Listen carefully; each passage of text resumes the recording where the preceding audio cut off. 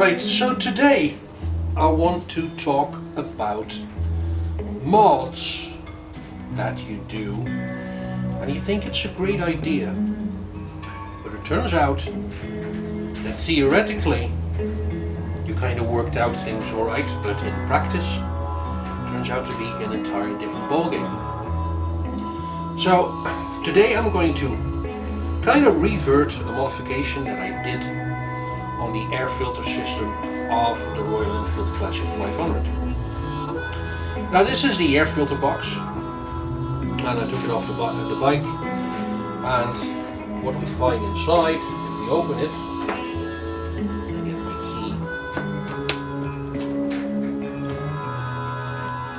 key, is basically an air filter chamber, which I take out now.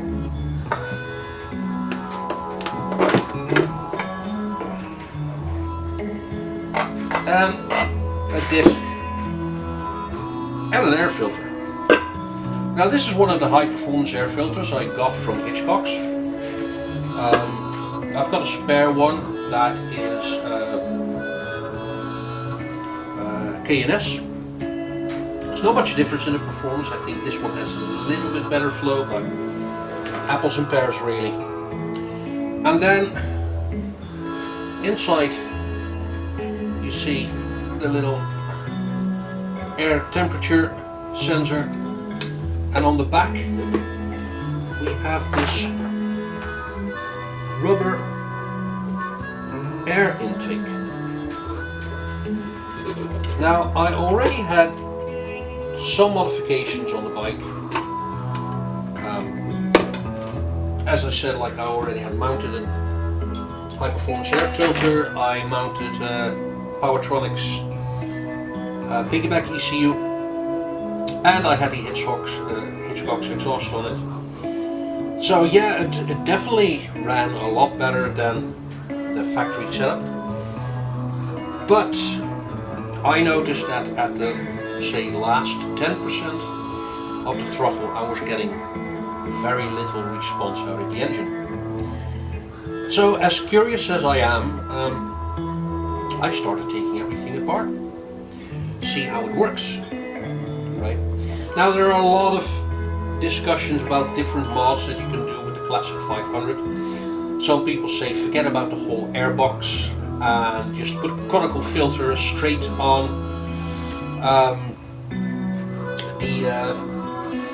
what is it? What do you call it? It's not a carburetor anymore. The injector housing? I don't know, throttle body, there you go. So put the conical filter onto the throttle body. I'm not going to contest it, that it is a better option than the box. But I do want to make a remark that whether you're working with carburetors or throttle bodies, it seems like having a plenum is actually quite beneficial. Not having a plenum is, in my experience, can really set you up for some serious trouble in trying to get your, well, in my experience, carburetors getting running properly. So I was a bit skeptic about, putting on a conical filter straight on the throttle body to see if that is actually going to improve the performance of the bike. Now, having said that, I know people that gone for one of these things, and as you can see, I actually got one and then looked at it and then thought mine of it. Because what is a plenum? Plenum is basically a air buffer. The bigger air buffer you have, the less stress actually comes to working your air filter. And I don't know about you guys, but it looks like this thing would have like a lot more air through than something much smaller like this, which is like a cheap Chinese knockoff and quite worthless in my opinion. So yeah, with the whole plenum story and some personal experiences with what happens if you take out the plenum, I decided to keep the whole system intact. But like I said, I noticed the last 10% of the throttle didn't really give me any response. So when taking the box off and having a look at all the different components and having a think about what benefits, what doesn't benefit, what can be improved, I came across this bellow here at the back, and this is actually the air intake into the box. And as you can see it now, it's quite open, but when I took it out originally, it was like kind of squished down like this. And I was looking at it, and I was going like, well, that cannot be good for your flow of your air. This is quite floppy. The more negative pressure in here, the more this is going to restrict, the less airflow you have. So my idea was, let's take this out and have this nice big hole going straight into the air filter. Let all that free air suck in. And it worked. I did have like a noticeable response over that last 10% of the throttle. I had more pickup in general. So theoretically, it showed that this thing was actually restricting the airflow. Now we come into the practicality of things. And as you might know, Badger is a working bike. Badger is not just for pleasure, it is for work as well. And I think I've done the most miles on the bike, just going back and forth, commuting to work. Living in Ireland, that means you're going to be driving through a lot of shit weather. And what I had noticed, especially in the last month, that the bike would suddenly start running irregularly on my way home through the pouring rain. And as it turned out, it sucked in everything. It sucked in a lot of air, but it sucked in a lot of water as well. You have to kind of see, like, this is sitting in the bike, the back wheel is somewhere here, it's picking up all the water, it's spraying it around. Easy to get in here. And I basically had to like open this up. That's the annoying bit of this thing here. Open this up, loosen the chamber, and saw all the water pour out. And then inspected my air filter and saw it was full with road muck.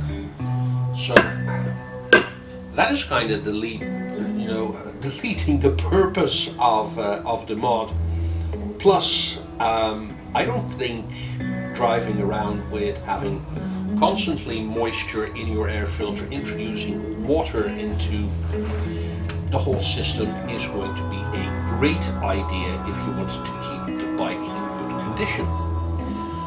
So, there is a classic example of a mod that sounded like a good idea, but is actually a bad idea. It's always good that when you do change something on your bike, you keep looking, you keep inspecting to make sure that it does everything you expect it to do and doesn't do anything that you didn't expect to do. So, it looks like this little gizmo needs to go back on. And if it's a choice between having that extra 10% on the bike and having to drain the air filter every time I'm going through heavy rain, which is often enough in Ireland, I'm choosing to put this back on. And it makes sense why Royal Enfield decided to put these yokes on here, because it will prevent that splash water getting into the air filter, thus making your air filter, keeping your air filter cleaner, thus keeping the performance of your air filter on par for a longer time before you need to clean it, and basically just healthier for your entire engine because you're not introducing as much water into the system. So okay, so that's a no-brainer. That mod, that's a bad idea of taking this off and putting this back on. So I'm looking at this,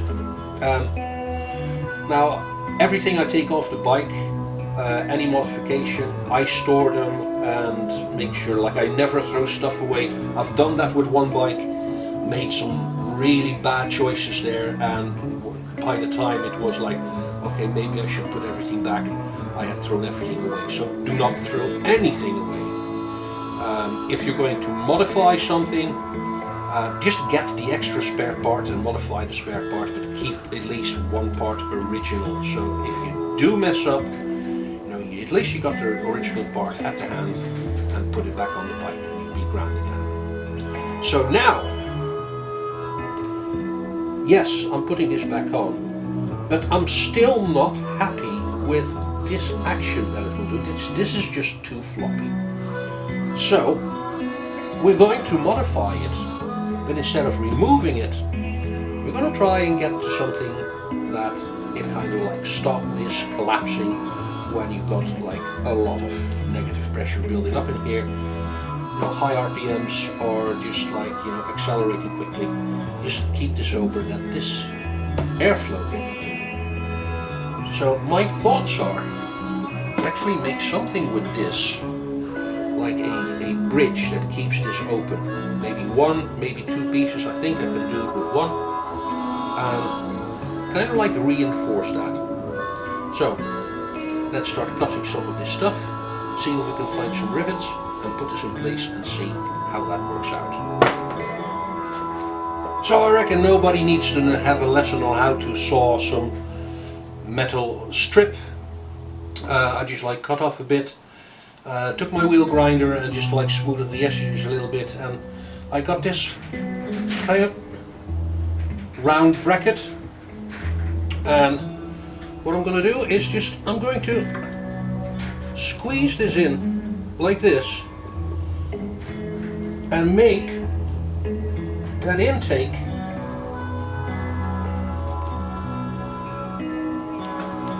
kind of nice and big and stopping it from collapsing on itself.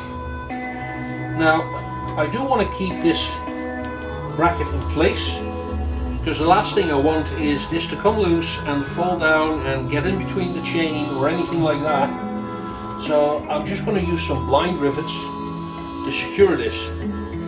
So I'm just going to take my drill and try to see where I can actually put them in and just squeeze this a little bit further in. I think I've got a hole right there.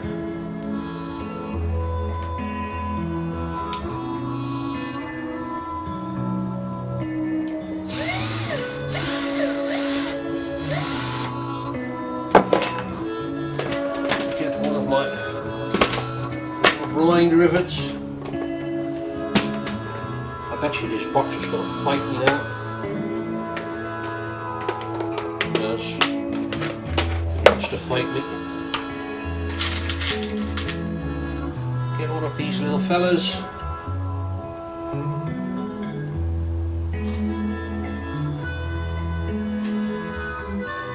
See if I can pop this right in.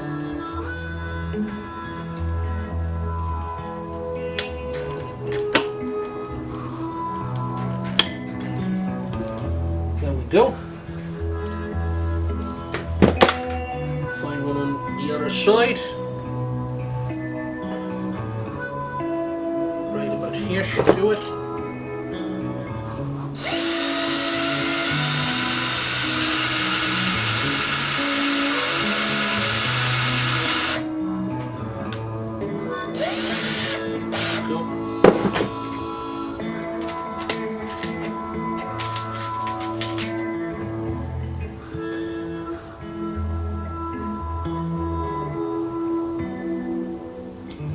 Mission.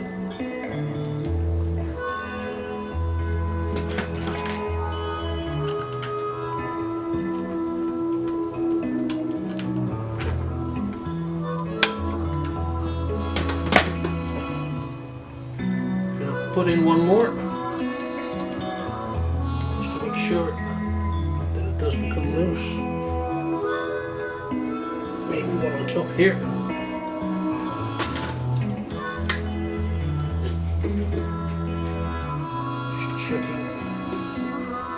Should be around here. Move my finger.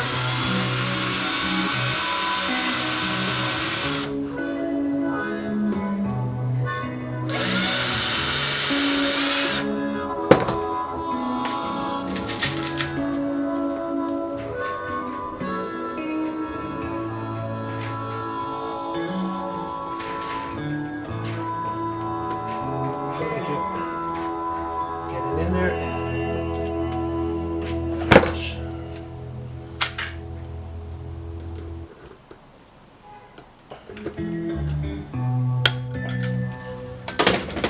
There we go. So that is not going to go anywhere, and it's going to keep the bellow nice and open,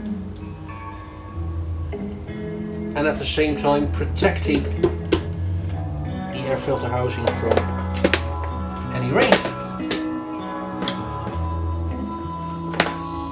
So I'm going to order myself one of these guys just to have it as spare. This should hold, this should be okay. What I will do is just check on it periodically to make sure it all stays in place and it doesn't tear, it doesn't rip. And honestly, it only takes about like 5 minutes to get this off, and you can actually see it when it's mounting, just going by the bike at an angle. We'll have a look at that later. But yeah, so this mod is done. It's going back onto the bike, and that should be the end of me having to periodically drain the air filter box. Bike is going to be much more healthier running, and that is basically what we want. I'll let you know how it goes with that last 10% of the throttle. If it's really going to make, if I'm actually going to notice that this is back on with this modification on it. Would be great if the bike just felt the same, but now still has the protection of preventing the water being splashed in to the box. So that's it for now, for this time. Thanks for watching. Mod sensibly and always rethink. See you next time in Frankie's World with Badger.